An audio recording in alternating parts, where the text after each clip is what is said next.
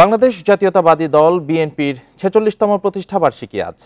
১৯৭৮ সালের এই দিনে তৎকালীন প্রেসিডেন্ট জিয়াউর রহমান বিএনপি প্রতিষ্ঠা করেন। ৩ বার রাষ্ট্র ক্ষমতা এবং ২ বার সংসদে বিরোধী দলে থাকা বিএনপি দেশের জনপ্রিয় রাজনৈতিক দল। আগামীতে সুষ্ঠু নির্বাচন হলে আবারও জনগণের ভোটে জয়ী হয়ে সরকার গঠন করবে বলে আশাবাদী দলটির নেতারা। ১৯৭৫ সালে রাষ্ট্র ক্ষমতায় আসার প্রায় ৩ বছর পর বিএনপি প্রতিষ্ঠা করেন সেই সময়ের প্রেসিডেন্ট জিয়াউর রহমান। নিজের গড়া জাগো দলের বিলুপ্তি ঘটিয়ে ৭৮ সালের ১ সেপ্টেম্বর রমনা রেস্তোরাঁয় ঘোষণা করেন বিএনপির সাংগঠনিক কাঠামো। বাংলাদেশের স্বাধীনতা ও সার্বভৌমত্বের চেতনাকে জনগণের মনে সুদৃঢ় ভিত্তিতে প্রতিষ্ঠিত করতে ১৯ দফা কর্মসূচি নিয়ে এগিয়ে চলা দলটি পরের বছর জয়ী হয় সংসদ নির্বাচনে। বাংলাদেশি জাতীয়তাবাদের ভিত্তিতে তিনি এদেশের জনগণকে ঐক্যবদ্ধ করে এদেশের উন্নয়ন এবং গণতন্ত্রকে তিনি অগ্রাধিকার দিয়েছিলেন। সেই জন্য জিয়াউর রহমানকে কিন্তু এদেশের জনগণ গ্রহণ করেছিল। ১৯৮১ সালের ৩০ মে বিপদগামী একদল সেনা সদস্যের হাতে জিয়াউর রহমান নিহত হলে বিএনপির হাল ধরেন বেগম খালেদা জিয়া। তার নেতৃত্বে ৩ বার সরকার গঠন করে দল। যে দেশনেত্রী বেগম খালেদা জিয়া আসার পরে তাকে দীর্ঘ সংগ্রাম করতে হয়েছে। এই দলকে সংগঠিত করা, ইউনিয়ন পর্যায়ে তরুণদের মাঝখানে যে জাতীয়তাবাদের প্রতি যে আকৃষ্ট করা, সবটাই কিন্তু বেগম জিয়ার অবদান। ২০০৭ সালের জরুরি অবস্থার পর কঠিন রাজনৈতিক সংকটের মুখোমুখি হয় বিএনপি। এরপর টানা ১.৫ দশক আওয়ামী লীগের দমনপীড়নের মুখে রাজনীতির মাঠে কোণঠাসা হয়ে পড়ে দলটি। মিথ্যা মামলায় ২ বছর কারাগারে থেকেছেন খালেদা জিয়া। নির্বাহী আদেশের শর্ত সাপেক্ষে মুক্তি পেলেও অসুস্থতা ও বিধি নিষেধের বেড়াজালে রাজনীতিতে নিষ্ক্রিয় হন তিনি। এত নিপীড়ন, নির্যাতন, গুম খুন, হত্যা, মিথ্যা মামলা, চাকরিচ্যুত, ব্যবসাচ্যুত, বাড়িঘরচ্যুত, মানে পালিয়ে বেড়ানো, ৬০ লক্ষ লোকের বিরুদ্ধে মিথ্যা মামলা, এসব মিলিয়ে আমি বলি সবসময় জ্বলে পুড়ে খাঁটি সোনায় পরিণত হয়েছে বিএনপি। ৫ আগস্ট ছাত্র জনতার অভ্যুত্থানে শেখ হাসিনা সরকারের পতনের পর থেকে নতুন করে উজ্জীবিত হন বিএনপির নেতাকর্মীরা। তারেক রহমানের দেশে ফেরার অপেক্ষায় আছেন তারা। দলের প্রতিষ্ঠাতা জিয়াউর রহমানের আদর্শ অনুসরণ করে আগামীতেও বিএনপি দেশের মানুষের জন্য কাজ করবে বলে জানিয়েছেন দলটির নেতারা। Jahanara Parvin, independent news, Dhaka. সুষ্ঠু নির্বাচনের জন্য বর্তমান সরকারকে বিএনপি পর্যাপ্ত সময় দেবে বলে জানিয়েছেন দলের মহাসচিব মির্জা ফখরুল ইসলাম আলমগীর।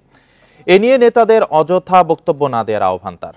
এদিকে দখলদার চাঁদাবাজদের বিএনপিতে ঠাঁই নেই জানিয়ে বিশৃঙ্খলাকারীদের পুলিশের হাতে তুলে দিতে নেতাকর্মীদের নির্দেশনা দিয়েছেন মির্জা ফখরুল। শনিবার কুমিল্লায় আলাদা অনুষ্ঠানে এসব কথা বলেন তিনি। বন্যা দুর্গতদের মধ্যে ত্রাণ বিতরণের জন্য শনিবার কুমিল্লায় যান বিএনপি মহাসচিব মির্জা ফখরুল ইসলাম আলমগীর। শুরুতে লালমাই উপজেলায় ক্ষতিগ্রস্তদের হাতে বিভিন্ন সামগ্রী তুলে দেন তিনি। সংক্ষিপ্ত বক্তব্যে মির্জা ফখরুল বলেন, সুষ্ঠু ভোটের পরিবেশ তৈরিতে অন্তর্বর্তী সরকারকে সমর্থন করছে বিএনপি। সরকারের সময়কাল নিয়ে নেতাদের বিভ্রান্তিকর বক্তব্য না দেওয়ার আহ্বান জানান তিনি। নতুন সরকার মাত্র ২০-২২ দিন বয়স হয়েছে, একে আমাদের সময় দিতে হবে যে সে যেন একটা সুষ্ঠু নির্বাচন করার মতো পরিবেশ তৈরি করতে পারে, তাই না? আগে ভাগে বেশি কথা বলা ঠিক হবে না। এরপর নাঙ্গলকোট উপজেলায় বন্যা দুর্গতদের হাতে বিএনপির পক্ষ থেকে ত্রাণ সামগ্রী তুলে দেন দলের মহাসচিব। সেখানে নেতাকর্মীদের উদ্দেশ্যে সংক্ষিপ্ত বক্তব্যে মির্জা ফখরুল বলেন, বিএনপিতে চাঁদাবাজ, দখলদারদের কোনো আশ্রয় নেই। এ ধরনের কাজে কেউ জড়িত থাকলে তাদের পুলিশের হাতে তুলে দিতে নেতাকর্মীদের প্রতি আহ্বান জানান তিনি। কোনো চাঁদাবাজি চলবে না, কোনো দখলদারি চলবে না। যারা এগুলো করবে তাদেরকে ধরায় দেন, তাদেরকে আইন শৃঙ্খলা হাতে সোপর্দ করেন। এরাই আমাদের দলকে নষ্ট করতে চায়। এরপর কুমিল্লার সোয়াগঞ্জ সহ কয়েকটি এলাকায় বিএনপির পক্ষ থেকে ত্রাণ বিতরণ করেন তিনি। বন্যা শুরুর পর থেকে বিভিন্ন জেলাতে ত্রাণ কার্যক্রম শুরু করেছে বিএনপি। তার অংশ হিসেবে কুমিল্লার বিভিন্ন এলাকাতে ত্রাণ বিতরণ করেছেন বিএনপি মহাসচিব মির্জা ফখরুল ইসলাম আলমগীর। এসব কর্মসূচিতে আসা নেতাকর্মীরা জানান বন্যাসহ যে কোনো দুর্যোগে আক্রান্তদের পাশে থাকবেন তারা। মাহমুদ শরীফ, ইন্ডিপেন্ডেন্ট নিউজ, কুমিল্লা। সংবিধান সংশোধন করে তত্ত্বাবধায়ক সরকার ফিরিয়ে আনার দাবি ডক্টর কামাল হোসেনের। প্রধান উপদেষ্টার সঙ্গে বৈঠকে তিনি আরও বলেন, রাজনৈতিক সরকারের অধীনে নিরপেক্ষ নির্বাচন সম্ভব নয়। এদিকে নির্বাচনের চেয়ে রাষ্ট্রীয় সংস্কারে বেশি গুরুত্ব দিয়েছে জাতীয় পার্টি ও এলডিপি। নেতাদের মতে এমন সংস্কার করা উচিত যাতে ভবিষ্যতে কেউ রাষ্ট্রের ক্ষতি করতে না পারে। সংস্কার ও নির্বাচন ইস্যুতে রাজনৈতিক দলগুলোর সঙ্গে আলাদাভাবে বৈঠক করেছেন প্রধান উপদেষ্টা। শনিবার রাষ্ট্রীয় অতিথি ভবন যমুনায় জাতীয় পার্টি, গণফোরাম, এলডিপি ও ইসলামিক দলগুলোর সঙ্গে মতবিনিময় করেন। এ সময় সংবিধান সংশোধনের দাবি জানিয়েছেন গণফোরামের প্রতিষ্ঠাতা সভাপতি ও সংবিধান বিশেষজ্ঞ ডক্টর কামাল হোসেন।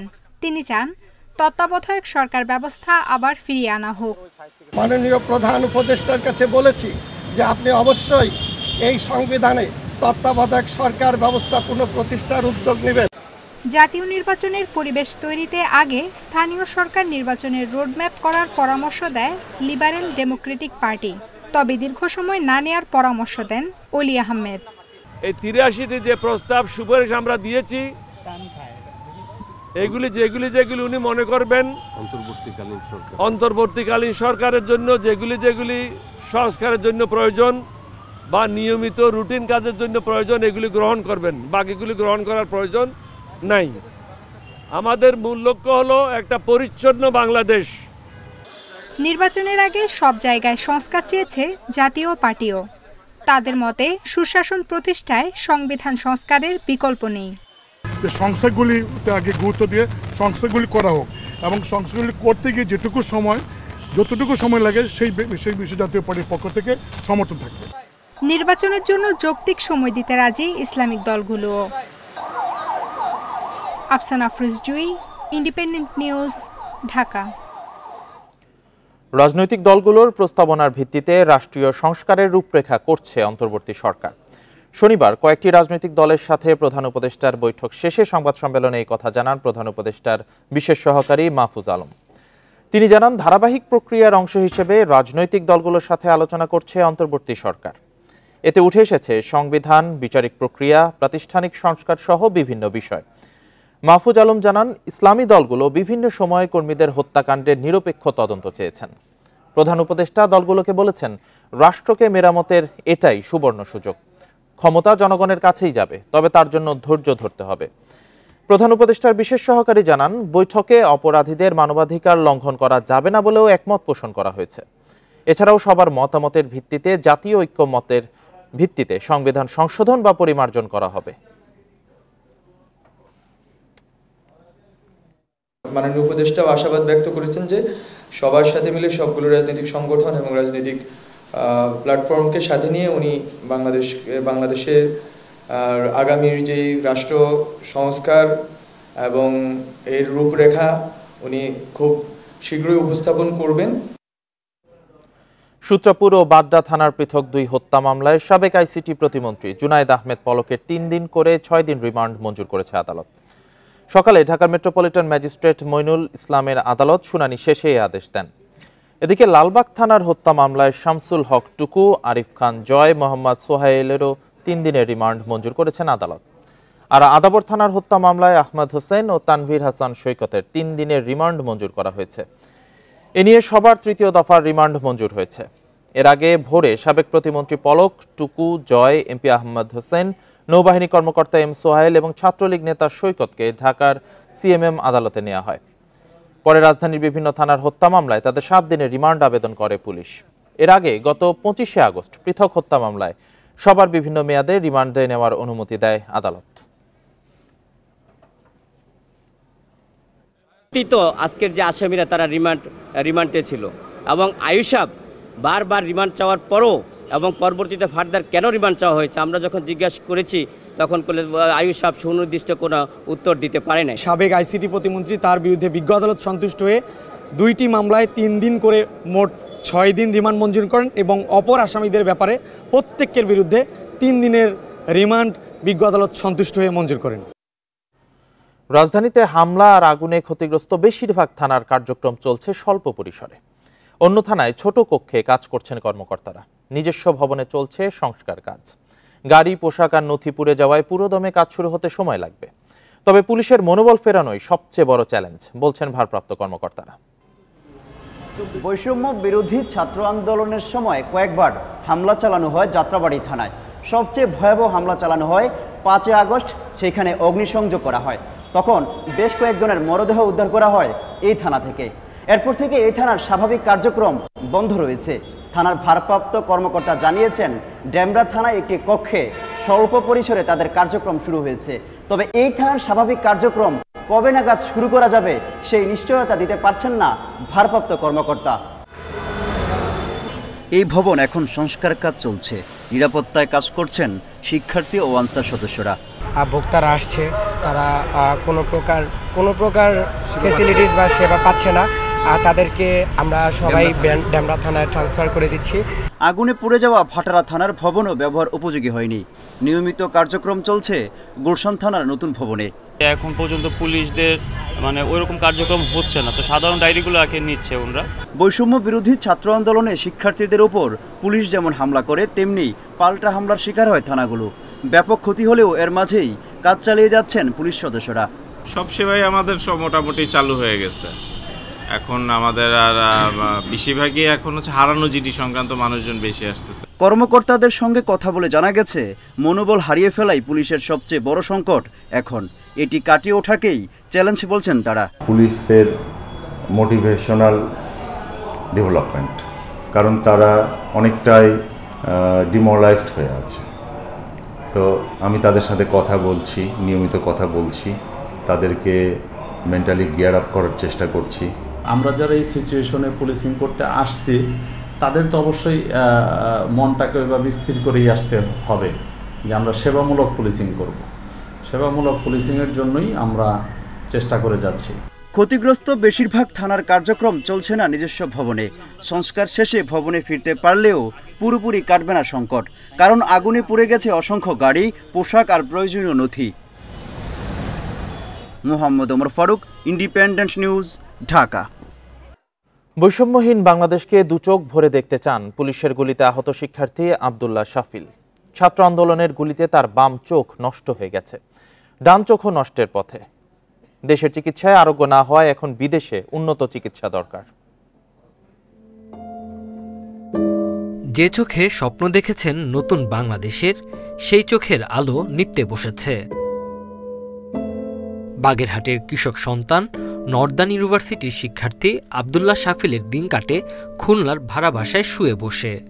মাঝে মাঝে চমকে উঠেন 2 আগস্ট বৈষম্য বিরোধী শিক্ষার্থীদের মিছিলে পুলিশের গুলি চালানোর মুহূর্তগুলো স্মরণ করে।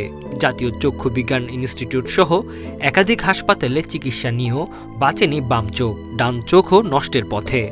এক চোখে আমি দেখছি ঘোলা ঘোলা, অন্য চোখে তো কিছু দেখতেই পাচ্ছি না, যার ফলে আমার বাস্তব জীবনই ঘোলাটে হয়ে গেছে। আমার পড়াশোনার গণ্ডির কথা তো আর নাই বললাম, আমার জীবনের পরিণতি কি হতে যাচ্ছে আমার জানা নেই।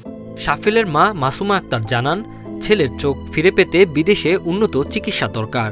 ওর যে সমস্যা সেটা তো ট্রিটমেন্ট করা আমাদের জন্য অনেক কঠিন। সিঙ্গাপুরে ওর এই ট্রিটমেন্টটা সম্ভব হবে। আমার দাবি আমার সন্তানের ট্রিটমেন্ট, যাতে ও সুস্থ স্বাভাবিকভাবে দুচোখ ভরে ও পৃথিবী ওর মাকে দেখতে পারে। ওর দেশের জন্য যা করছে, এখন ওর দেশটাকে যেন প্রাণ ভরে দেখতে পারে। উন্নত চিকিৎসার মাধ্যমে শাফিলের চোখের গুলি বের করা সম্ভব, এতে তার দৃষ্টি ফিরবে, এমন কথা জানিয়েছেন চিকিৎসকরা। Independent news. মেঘালয়ে উদ্ধার হওয়া ছাত্রলীগের সাবেক সাধারণ সম্পাদক ইসহাক আলী খান পান্নার মরদেহ পরিবারের কাছে হস্তান্তর করেছে ভারতীয় পুলিশ। শনিবার সকালে সিলেটের তামাবিল স্থলবন্দরে তার মরদেহ হস্তান্তর করা হয়। গোয়াইনঘাট উপজেলা নির্বাহী কর্মকর্তা জানান, ভারতীয় পুলিশ আইনি প্রক্রিয়া শেষ করে ইসহাক আলীর মরদেহ বিজিবি ও পুলিশের কাছে হস্তান্তর করে। এ সময় নিহতের পরিবারের সদস্যরা উপস্থিত ছিলেন। শেষে পরিবারের কাছে মরদেহ হস্তান্তর করা হয়। গত 26 আগস্ট ভারতের অভ্যন্তরে কেন্দ্রীয় ছাত্রলীগের সাবেক সাধারণ সম্পাদক ইসহাক আলী খান পান্নার মরদেহ উদ্ধার করে ভারতীয় পুলিশ। পরে তার স্বজনদের আবেদনের প্রেক্ষিতে ভারতীয় পুলিশ মরদেহ হস্তান্তর করে।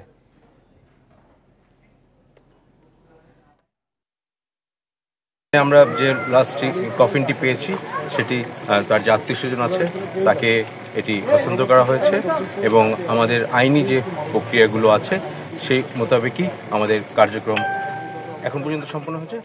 স্বাস্থ্য অধিদপ্তরে অস্থিরতা কাটছেই না। 1 মাস ধরে চলা নানা আন্দোলনে স্থবির অধিদপ্তর। অফিসে আসছেন না বেশিরভাগ কর্মকর্তা।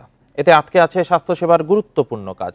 দ্রুত সমাধান না হলে স্বাস্থ্য খাতে বড় সংকট সৃষ্টির শঙ্কায় বিশেষজ্ঞরা। 2 দফা দাবিতে স্বাস্থ্য অধিদপ্তরে বিসিএস ক্যাডার অ্যাসোসিয়েশনের অবস্থান কর্মসূচি শুরু হয় জুলাইয়ে। এই আন্দোলন চলে কয়েকদিন। 5 আগস্ট আওয়ামী লীগ সরকারের পতনের পর দুর্নীতিবাজ কর্মকর্তাদের পদত্যাগ দাবিতে নতুন আন্দোলন শুরু হয়, যা চলছে এখনও। এমন বাস্তবতার মধ্যে 17 আগস্ট মহাপরিচালক অধ্যাপক খুরশিদ আলমের চুক্তিভিত্তিক নিয়োগ বাতিল হয়। নতুন দায়িত্ব পান অধ্যাপক রোবেদ আমিন। তবে আন্দোলনকারীদের তোপে অধিদপ্তরেই যেতে পারেননি তিনি। অধিদপ্তরে গিয়ে দেখা যায় অতিরিক্ত মহাপরিচালক ও পরিচালকদের কক্ষ শূন্য। বেশিরভাগ কর্মকর্তাই আসছেন না। খুলে ফেলা হয়েছে অনেকের নেম প্লেট। অলস সময় পার করছেন কর্মচারীরা। এটা যদি এইভাবে চলতে থাকে তাহলে আমাদের পশ্চাৎযাত্রা আরও ত্বরান্বিত হবে এবং আমাদের স্বাস্থ্যের অগ্রগতির ক্ষেত্রে মারাত্মক সমস্যা তৈরি হবে। এটা খুবই দ্রুত সমাধান দরকার, কারণ এই ধরনের একটি অধিদপ্তর যেটা জীবন মরণের সঙ্গে সম্পর্কিত সেটা অচল থাকাটা অত্যন্ত অনভিপ্রেত। দেশে বাড়ছে ডেঙ্গু, আছে এমপক্সের আতঙ্কও। নতুন করে দুশ্চিন্তা তৈরি করেছে বন্যা দুর্গতদের স্বাস্থ্য ঝুঁকি। অধিদপ্তরের কাজ স্থবির হয়ে পড়ায় এসব সামাল দেয় চ্যালেঞ্জ। গত সরকারের দুর্নীতিবাদ কিছু কর্মকর্তা তাদের অপসারণের যদি হয়ে যায়, আশা করি খুব তাড়াতাড়ি হয়ে যাবে। অলরেডি কার্যক্রম চলছে, হলেই আমরা আমাদের যে দাবি দাবাগুলো পূরণ হলে মোটামুটি আমরা যে আন্দোলন করছি ইনশাল্লাহ আন্দোলনতে সরে আসব। বৃহস্পতিবার নিয়োগ পেয়েছেন 2 জন অতিরিক্ত মহাপরিচালক ও কয়েকজন পরিচালক। আশা করা হচ্ছে গুরুত্বপূর্ণ পদে কর্মকর্তাদের যোগদানের পর কেটে যাবে সংকট। Hasan Misbah, independent news, Dhaka. রাষ্ট্রের উন্নয়নে শিক্ষা খাতে প্রাথমিক ও মাধ্যমিক পর্যায়কে বেশি গুরুত্ব দেওয়া জরুরি বলে মন্তব্য করেছেন অধ্যাপক সলিমুল্লাহ খান। অন্যদিকে রাষ্ট্র পুনর্গঠনে সংবিধান সংশোধন নয়, পুনর্লিখনে জোর দিয়েছেন অধ্যাপক ডক্টর আলী রিয়াজ। শনিবার বিকেলে ঢাকা বিশ্ববিদ্যালয়ে পৃথক 2 আলোচনায় এসব কথা বলেন তারা। জাতির পুনর্গঠনে শিক্ষার বিকল্প নেই, তাই শিক্ষা খাতে সংস্কারে জোর দিতে আলোচনা সভার আয়োজন করে জুলাই গণপরিষদ। গেল 15 বছরে কিভাবে শিক্ষা ব্যবস্থা ধ্বংসের পথে হেঁটেছে তা তুলে ধরেন বক্তারা। আমাদের এখানে শিক্ষা হলো বাংলাদেশ রাষ্ট্র বহুদিন ধরে প্রজেক্টে চলে। গত 12-13 বছর এটা মহামারী আকার ধারণ করেছে। পৃথিবীর মনে হয় সবচেয়ে এখন একদম কি বলে এটাকে দুর্বলতম এবং সবচেয়ে সমালোচিত প্রথা সম্ভবত সার্টিফিকেট প্রথা। যে সার্টিফিকেট আপনি কালকে বানাইতে পারেন, আজকে চাকরি নিতে পারেন। দেশে প্রাথমিক ও মাধ্যমিক বিভিন্ন বিষয়ে অবহেলার কথা তুলে ধরে যৌক্তিক সংস্কারের কথা জানান বিশিষ্ট চিন্তাবিদ অধ্যাপক সলিমুল্লাহ খান। কারিগরি শিক্ষা করতে গিয়ে কোন জিনিসটা বাদ দিচ্ছি, এটার নাম হচ্ছে মানসবাদ। এই জন্য একটা তর্ক ক্ষেত্রে আমি সব তর্ককে বন্ধ করার জন্য বক্তৃতা দিচ্ছি না, বরং প্রশ্ন আমাদের এখানে উস্কে দিতে হবে যে নবম শ্রেণীতে শিশুকে নির্ধারণ করতে পারে তার পক্ষে ভবিষ্যতে কি হওয়া তার সত্যিকারের চিত্তের আনন্দের কারণ। এদিকে সংবিধান সংশোধন না পুনর্গঠন তা নিয়ে আলোচনার আয়োজন করে অরাজনৈতিক নাগরিক প্ল্যাটফর্ম স্পিক বাংলাদেশ। যখন আমরা বলছি মুক্তিযুদ্ধের চেতনা, এটা একটা গণহত্যাকারী চেতনা পরিণত করতে হবে, তাই না? রাষ্ট্রবিজ্ঞানী ডক্টর আলী রিয়াজ বলেন, বর্তমান সংবিধান ব্যক্তিকেন্দ্রিক স্বৈরতন্ত্র তৈরির জন্য দায়ী। তাই 1971-এর স্বাধীনতার ঘোষণাকে মূল ভিত্তি রেখে জনগণের অংশগ্রহণ নিশ্চিত করে এমন সংবিধানের আহ্বান জানান তিনি। যে যদি আপনি যতই সংশোধন করেন, আরেকজন স্বৈরাচারী তৈরি করার পদ যেহেতু এর মধ্যে আছে, সাংবিধানিক একনায়কত্ব প্রতিষ্ঠার পদ যেহেতু আছে, আপনি যত ব্যান্ডেড দেন, যতভাবেই কাটাছেড়া করেন, সেই পদ আপনি বন্ধ করতে পারবেন না সংশোধনী। এদিকে কখন নির্বাচন হবে তার চেয়ে কিভাবে নির্বাচন হবে সে বিষয়ে গুরুত্বারোপ করেন ডক্টর আলী রিয়াজ। বাংলাদেশের যে লিখিত সংবিধানটি আছে। ইকরামুল কবির, ইন্ডিপেন্ডেন্ট নিউজ, ঢাকা। এস আলমের মালিকানাধীন 6 ব্যাংক সহ মোট 9টি ব্যাংকের পে অর্ডার, চেক ও ব্যাংক গ্যারান্টি গ্রহণ না করার নির্দেশ দিয়েছে চট্টগ্রাম বন্দর কর্তৃপক্ষ। এসব ব্যাংকের তারল্য ঘাটতি থাকায় লেনদেন নিষ্পত্তিতে জটিলতা দেখা দিয়েছে। এর মধ্যে 5টি ব্যাংকে 1100 কোটি টাকা আমানত রেখে বিপাকে পড়েছে চট্টগ্রাম বন্দর। দফায় দফায় জমা টাকা ফেরত চেয়ে চিঠি দিয়েও সেটি পাওয়া যাচ্ছে না। এ বিষয়ে কেন্দ্রীয় ব্যাংকে চিঠি দেওয়া হয়েছে। সাম্প্রতিক অস্থিতিশীল পরিস্থিতিতে আমানত সুরক্ষিত এবং উন্নয়ন প্রকল্পের ক্রয় স্বাভাবিক রাখতে এস আলম গ্রুপ সংশ্লিষ্ট গ্লোবাল ইসলামী ব্যাংক, ফার্স্ট সিকিউরিটি ইসলামী ব্যাংক, সোশ্যাল ইসলামী ব্যাংক এবং ইউনিয়ন ব্যাংক থেকে গচ্ছিত টাকা নগদায়নের উদ্যোগ নেয় চট্টগ্রাম বন্দর। তবে দফায় দফায় চেষ্টা করেও এই 4 ব্যাংকের 21 শাখাতে গচ্ছিত প্রায় 926 কোটি টাকার তহবিল আদায় করতে পারেনি। এর আগে পদ্মা ব্যাংকে 22টি হিসাবে 179 কোটি টাকার আমানতের মেয়াদ পূর্ণ হলেও গত বছরের ফেব্রুয়ারি থেকে বন্দর সুদ পাচ্ছে না, ফেরত পাচ্ছে না আমানত। এসব কারণে এই 5 ব্যাংক ও কেন্দ্রীয় ব্যাংকে চিঠি দিয়েছে কর্তৃপক্ষ। ব্যাংকের প্রতিনিধিদেরকে ডেকেছিলাম এবং তাদেরকে বলেছি আমাদের আমানতগুলা কখন ফেরত দেবে একটা সুনির্দিষ্ট ডেট যেন তারা বলে। তো সেই হিসেবে তারা আমাদেরকে চিঠি দিয়ে জানিয়েছে তারা এগুলা ফেরত দিতে ইচ্ছুক। কেউ কেউ সময় চাচ্ছে, কেউ কেউ বলছে তারা যে বিনিয়োগ করেছে সেই বিনিয়োগের রিটার্ন তারা না পেলে ফেরত দিতে তাদের দেরি হবে। আমানত ফিরে পেতে অপেক্ষা করা ছাড়া কোনো উপায় নেই বলে মনে করছে বিশেষজ্ঞরা। আস্থা যখন অর্জন হবে তখন আমানত সংগ্রহ হবে, আমানত আসবে এবং টাকা ফেরত দিতে অসুবিধা হবে মনে করি না। তাছাড়া সরকারের তো একটা ইন্টারিম একটা পরিকল্পনা রয়েছে যে এস আলম গ্রুপের যে সারা সম্পত্তি আছে সম্পত্তি লিকুইডেট করে ওখান থেকে টাকা উদ্ধার করার একটা চেষ্টা। জাহাজ ভেড়ানো, পণ্য উঠানামা, ইয়ার্ড ভাড়া এবং নিজস্ব জমির ভাড়া সহ বিভিন্ন খাত থেকে প্রতি বছর এই অর্থ আয় করে বন্দর কর্তৃপক্ষ।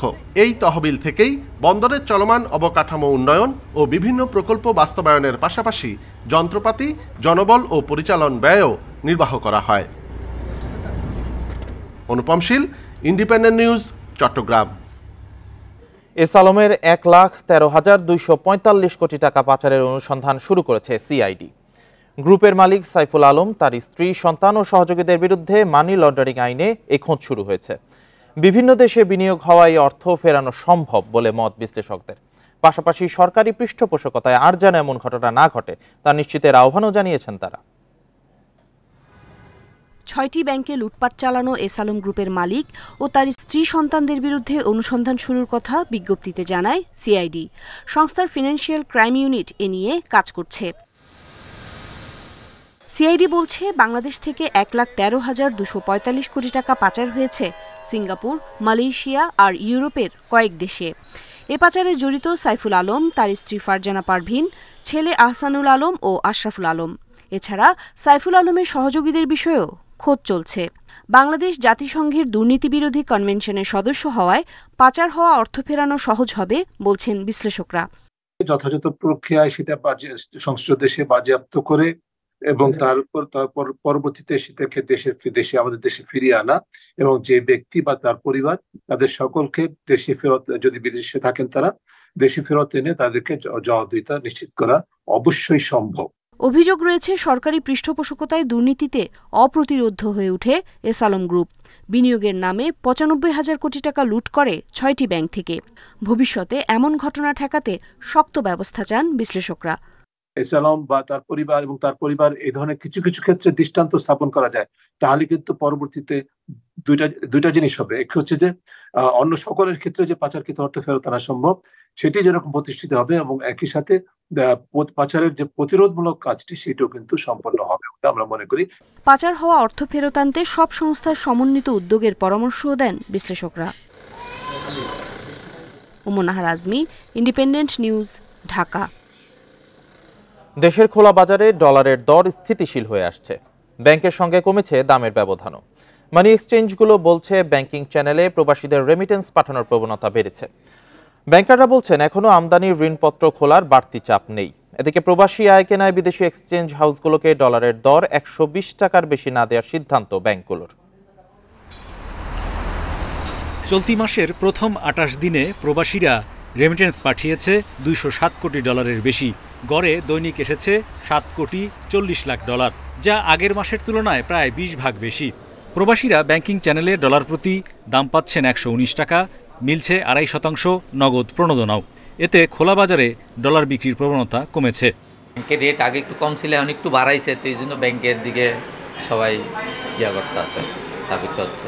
বাংলাদেশ ব্যাংকের যে রেট, এই রেটের সাথে কারমার্কেটের রেটের একটা সামঞ্জস্যতা হিসাব করছে। এখন মনে হয় স্থিতিশীল আছে।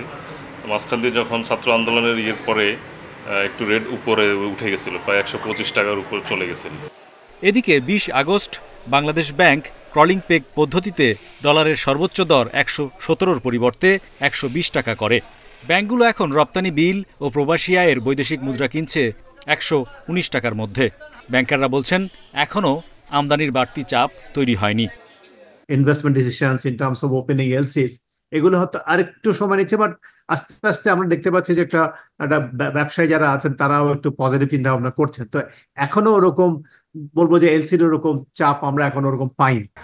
গণ অভ্যুত্থানে দেশে পট পরিবর্তন আর ঋণের বাড়তি সুধারের কারণে মূলধনী যন্ত্রের আমদানি কমেছে। তবে ব্যবসায়ীরা বলছেন শিল্প কাঁচামালের ঋণপত্র নিষ্পত্তিতেও ডলারের ঘাটতি আছে অনেক ব্যাংকে। অ্যাজ এ কান্ট্রি যতক্ষণ না আমাদের ব্যালেন্স অফ পেমেন্টের প্রবলেমটা রিজলভ হচ্ছে ততক্ষণ কিন্তু এই সমস্যাগুলো যাবে না।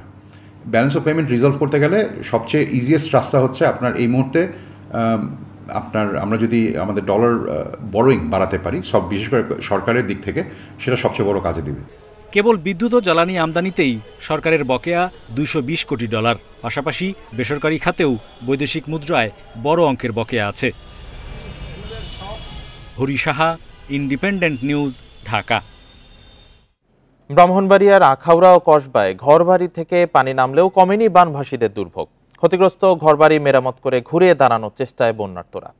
জেলায় মৎস্য ও প্রাণী খাতে ক্ষয়ক্ষতির পরিমাণ প্রায় 21 কোটি টাকা। ভয়াবহ বন্যার কবলে পড়ে ব্রাহ্মণবাড়িয়া। ক্ষতিগ্রস্ত হয় ঘরবাড়ি, ফসলি জমি, মাছের ঘের আর সড়ক। বাড়িঘর থেকে নেমেছে বন্যার পানি, তারপরও দুশ্চিন্তা কাটছে না বানভাসীদের। অর্থ সংকটে ক্ষতিগ্রস্ত ঘরবাড়ি মেরামত করতে পারছেন না অনেকেই। বান পাইয়া এরপরে আমরা ওই দিকেই রয়েছি, আমরা গরু বাছুর ঘর বাড়ি যা কিছু আছে সব বন্ধ হয়ে গেছে। মালপত্র কোনো কিছুই না, কোনো বাড়ি কোনো চিহ্নই নাই। সরকারি হিসেবে ক্ষতিগ্রস্ত হয়েছে 2 উপজেলার 8 ইউনিয়ন এবং 1 পৌরসভার 80,000 মানুষ। চাল ও নগদ টাকা বরাদ্দের পাশাপাশি ক্ষতিগ্রস্তদের ঘর নির্মাণে দেওয়া হবে টিন। ভিটি সহ চলে গেছে 2টে ঘরের, বাকি ঘরগুলোর ভিটি আছে, কিন্তু আমার স্ট্রাকচার নির্মাণ করতে হবে। বিভিন্ন বেসরকারি সংগঠন ইতিমধ্যে তাদেরকে সহায়তা করেছে, আর সরকারের পক্ষ থেকে আমরা তাদেরকে টিন এবং নগদ অর্থ দিয়ে সহায়তা করার জন্য আমরা চিঠি পাঠিয়েছি। এদিকে বন্যায় জেলায় 860টি পুকুরের মাছ ভেসে গেছে। মৎস্য প্রাণী খাতে আর্থিক ক্ষতির পরিমাণ প্রায় 21 কোটি টাকা। 3 থেকে 4 লক্ষ টাকার মাছ আমার এখানে চলে গেছে। প্রত্যেকটা মাছ বিশাল বড় বড় মাছ, 4 কেজি 5 কেজি মাছ। একটা পুকুর তো একদম মাছ বিলীন হয়ে গেছে, একটা তো জাল টাল দিয়ে বেড়াচ্ছে। যে 3টা পুকুরে মাছ বিলীন হয়েছে, আমরা ধারণা করুম 7 থেকে 8 লাখ টাকার মাছ চলে গেছে। আখাউড়ায় ক্ষতিগ্রস্ত সড়ক মেরামত করে চলাচলে উপযোগী করা হয়েছে। Independent news. লক্ষ্মীপুরে ধীরে নামছে বন্যার পানি। 1 সপ্তাহের বেশি দূষিত পানি ভেঙে দৈনন্দিন কাজ করছে মানুষ। আশ্রয় কেন্দ্রেও বিশুদ্ধ পানির তীব্র সংকট। এতে বাড়ছে ডায়রিয়া, চর্ম, নিউমোনিয়া সহ বিভিন্ন রোগ। সিভিল সার্জন বলছেন স্বাস্থ্য ঝুঁকি কমাতে এরই মধ্যে 66টি মেডিকেল টিম কাজ শুরু করেছে। আন্তঃসীমান্ত নদীগুলোয় উজানের ঢল অনেকটাই কমেছে, তবে বন্যা থেকে লক্ষ্মীপুরের মানুষের নিস্তার মেলেনি এখনো। 5 উপজেলার 58 ইউনিয়নে 10 লাখ বাসিন্দা পানিবন্দী। ধীরগতিতে পানি নামায় বিপাকে মানুষ। দূষিত পানিতে চলাফেরার কারণে বাড়ছে চর্মরোগ, আর বিশুদ্ধ পানির অভাবে ডায়রিয়ায় ভুগছেন অনেকে। নানান রোগে আক্রান্ত হয়ে যেমন জ্বর, ঠান্ডি, কাশি এগুলো দেখা দিয়েছে। কোনো অনুদান নাই, এই পর্যন্ত আমরা কিছু পাই না, সব অনুদান অন্যদিকে যাইতেছে।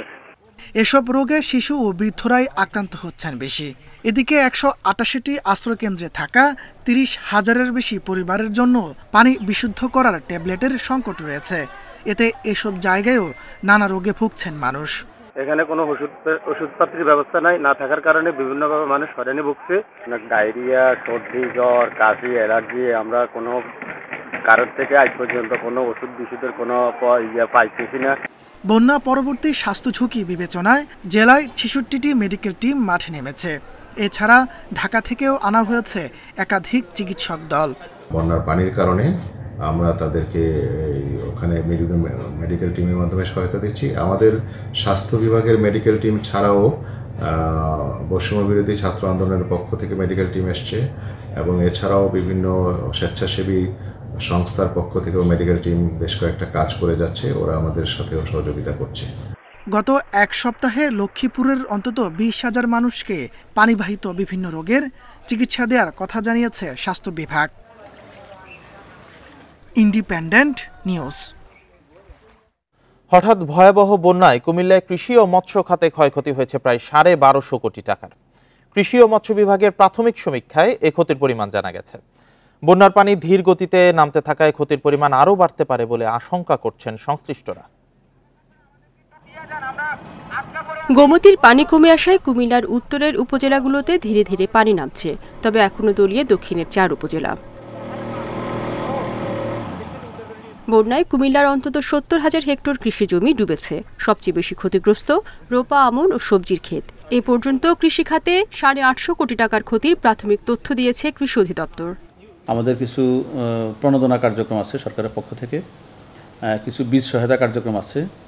এটা হলো আমরা রোপা আমনকে যদি আমরা একটু ক্ষতি কৃষকদেরকে সাপোর্ট দিতে চাই, সেই লক্ষ্যে সরকার চেষ্টা করছে যে তাদেরকে একটু বীজ সহায়তার সাথে কিছু সার 10 কেজি ডিএপি, 10 কেজি এমওপি এবং হয়তো কিছু নগদ সহায়তা থাকবে। ব্যাপক ক্ষতি হয়েছে মৎস্য খাতেও। এখন পর্যন্ত তলিয়েছে ২৫০০ মাছের ক্ষেত, ভেসে গেছে ২টি পোনা উৎপাদন কেন্দ্র। প্রাথমিকভাবে মৎস্য খাতে ৪০০ কোটি টাকার ক্ষতির তথ্য মিলেছে। জাল দিয়ে বেড়া দিছি, ভাবছিলাম যে সকালবেলা চারোদিকে পানি, তো সাপ টাপ অনেক কিছু পারে উঠা যাইতেছে। তো আমরা বলছিলাম সকালবেলা এসে আবার জাল দেবো। সকালবেলা এসে দেখি এই জমিগুলা প্রায় এটার উপরে কোমর সমান পানি উঠে গেছে। আমরা গ্রামের রেশতলি এক বেড়ায় আপনার ৫০টা ফুসকুনিয়া ছিল, সব তলাই লই গেছে। বাস স্বল্প সুদে কিছু ঋণ দেওয়ার ব্যবস্থা, এই ধরনের বিষয়, এটা সরকারের এই ধরনের পরিকল্পনায় আছে। অনেকে আছে যে আপনার কিস্তি দেওয়ার বিষয়গুলো, যে সুদের কিস্তিগুলো যেভাবে দেওয়া হয়, সেক্ষেত্রে হয়তো কিছু সিদ্ধান্ত উপর থেকে আসবে। পানি নামার পর উপজেলা ভিত্তিক ক্ষতি নিরূপণ করে ব্যবস্থার আশ্বাস প্রশাসনের। বিভিন্ন উপজেলাকে নির্দেশনা দিয়েছি যে যতটুকু সম্ভব অ্যাসেসমেন্টটাকে এগিয়ে নেওয়ার জন্য, এবং আমরা সরকার যখন আমাদের কাছে ফর্মের তথ্য চাইবে, আমরা তাৎক্ষণিক যাতে আমরা দিতে পারি। এটা এবারের বন্যায় সবচেয়ে ক্ষতিগ্রস্ত হয়েছে বুড়িচং, ব্রাহ্মণপাড়া, দেবিদ্বার, লাকসাম, মনোহরগঞ্জ, নাঙ্গলকোট ও ১৪গ্রাম উপজেলা। Independent news. বন্যার পর নদী ভাঙনের সংখ্যা ৯ জেলায় ১৩ পয়েন্টে। পদ্মা, যমুনা, ব্রহ্মপুত্র অববাহিকায় এতে বিলীন হতে পারে ১২০০ হেক্টর এলাকা। প্রতিরোধে এখনই সতর্ক হওয়ার তাগিদ দিচ্ছে centre for environmental and geographic information service. তবে গত কয়েক দশকে ভাঙন কমার তথ্যও দিচ্ছে তারা। এবারের মৌসুমে ঝুঁকিমুক্তই থাকছে পদ্মা অববাহিকা। ফারাক্কায় পানির চাপ বাড়লেও চাঁপাইনবাবগঞ্জ, রাজশাহীতে বড় বন্যার সুযোগ কম। গোয়ালন্দ, ভাগ্যকুল, মাওয়া ও সুরেশ্বর পয়েন্টে বিপদসীমার অনেক নিচে পদ্মার পানি। তবে সেপ্টেম্বরে বন্যার শঙ্কা না থাকলেও তীব্র হতে পারে নদী ভাঙন। বন্যা ডেঞ্জার লেভেলে না গেলেও যেহেতু সমুদ্রের পানি কমতেছে এবং উপর থেকে পানি আসতেছে, কাজেই প্রবাহ বা ভ্যালোসিটি কিছুটা বাড়ার সম্ভাবনা আছে। এতে করে কিন্তু ভালনারেবল এলাকাগুলা একটা চাপ পড়বে নদী ভাঙন। পদ্মার পাশাপাশি ব্রহ্মপুত্র, যমুনা অববাহিকাও বন্যার সংখ্যা কম। তবে এখানে নদী ভাঙতে পারে সেপ্টেম্বরে। কুড়িগ্রাম, গাইবান্ধা, সিরাজগঞ্জ, জামালপুর, টাঙ্গাইল, পাবনা, কুষ্টিয়া, ফরিদপুর, মাদারীপুরে এখনই নিতে হবে ব্যবস্থা। নদীর পুল যেই মাটিটি দিয়ে তৈরি হয় দুপাড়, সেটা এত আপনার ভলাটাইল যে একটু পানির আঘাত পেলে এটা আপনার ভাঙন ভেঙে যায়। এখন যেটা হবে, নদীর পানিটা আস্তে আস্তে নেমে যায়, তখন ওই দুপারে যে পানিটা ছিল সে পানির জন্য একটা প্রেশারের জন্য এই ভাঙনটা হয়। মানে ধীরে ধীরে ভাঙনটা এই 3টি বড় বড় নদীতে কমে এসছে। গত বছর ছিল এটা প্রায় 1400-র কাছাকাছি, তার মানে এবার আমরা যেতে দিয়েছি 1265। গোমতী মোহরী সংলগ্ন এলাকায় সাম্প্রতিক বন্যায় জমে 2 কিউবিক কিলোমিটার পানি। সে পানি নামার সময় গোমতী সহ ফেনী, মাতামুহুরীর পাড়ও পড়তে পারে ভাঙনের মুখে, তবে তা তীব্র হবে না। Shahriar Anirban, independent news, Dhaka. 3 মাস বন্ধ থাকার পর আজ থেকে পর্যটক ও বনজীবীদের জন্য খুলে দেয়া হচ্ছে সুন্দরবন। এরই মধ্যে সব ধরনের প্রস্তুতি নিয়েছেন বনজীবী ও পর্যটন সংশ্লিষ্টরা। তবে বন্যা পরিস্থিতির কারণে এবার পর্যটকের আগমন নিয়ে শঙ্কায় ট্যুর অপারেটররা। আবারও জেলেসহ বনজীবী ও পর্যটকদের বরণ করতে প্রস্তুত সুন্দরবন। ৩ মাস বন্ধ থাকার পর ১ সেপ্টেম্বর থেকে উন্মুক্ত হচ্ছে এই বনভূমি। এরই মাঝে পর্যটনকে ঘিরে প্রস্তুতি শেষ করেছে ট্যুর অপারেটররা। তবে ফেনী, কুমিল্লা অঞ্চলে বন্যার কারণে পর্যটক আগমন নিয়ে তারা চিন্তায়। ১ থেকে ১২ তারিখ পর্যন্ত সুন্দরবনে কারোর কোনো প্যাকেজ ট্যুর যাবে বলে মনে হয় না, কারণ বুকিং নাই এবং দেশে রাজনৈতিক পরিস্থিতি একটা প্রবলেম ছিল, আর দ্বিতীয় হচ্ছে বন্যা পরিস্থিতি অবনতি হওয়ার কারণে মানসিকভাবে লোকজন ভেঙে পড়েছে এবং পর্যটক যারা যারা আছে প্রত্যেকের একটাই কথা যে দেশের এই দুরবস্থার মধ্যে আমরা ট্যুরে যেতে রাজি না। সুন্দরবনের খুলনা অঞ্চলের বন সংরক্ষক জানান, এবারও ১ জুন থেকে ৩১ আগস্ট পর্যন্ত সুন্দরবনে পর্যটক ও বনজীবীদের প্রবেশে নিষেধাজ্ঞা দেয়া হয়। বনের জীববৈচিত্র্য রক্ষায় এটি সহায়ক। সেপ্টেম্বর ১ তারিখ থেকে যে সমস্ত বনজীবী প্লাস পর্যটকগণ সুন্দরবনের বন বিভাগের থেকে পাস পারমিট সংগ্রহ করে তারা আবার বনে প্রবেশ করতে পারবেন এবং তারা বন থেকে মাছ ধরতে পারবেন যে সমস্ত জায়গায় অনুমতি থেকে, এবং পাশাপাশি পর্যটকগণও সুন্দরবনের বিভিন্ন পর্যটন কেন্দ্রে প্রবেশ করতে পারবেন। এবং এই বিষয়ে আমাদের পর্যটন কেন্দ্রগুলো ইতিমধ্যে পরিষ্কার পরিচ্ছন্ন কিংবা পুরোদমে প্রস্তুতি গ্রহণ করা হয়েছে। প্রায় ১০,০০০ বনজীবী সুন্দরবনের উপর নির্ভরশীল। অন্যদিকে প্রতি বছর লক্ষাধিক দেশি বিদেশি পর্যটক সুন্দরবনে ঘুরতে যান। Independent news. আর এই ছিল সকাল ৯টার বিরতিহীন ইন্ডিপেন্ডেন্ট সংবাদে। ইন্ডিপেন্ডেন্ট সংবাদের সব খবর বিস্তারিত জানতে চোখ রাখুন ফেসবুক, ইউটিউব, এক্সে। এতক্ষণ যারা সাথে ছিলেন ধন্যবাদ সবাইকে।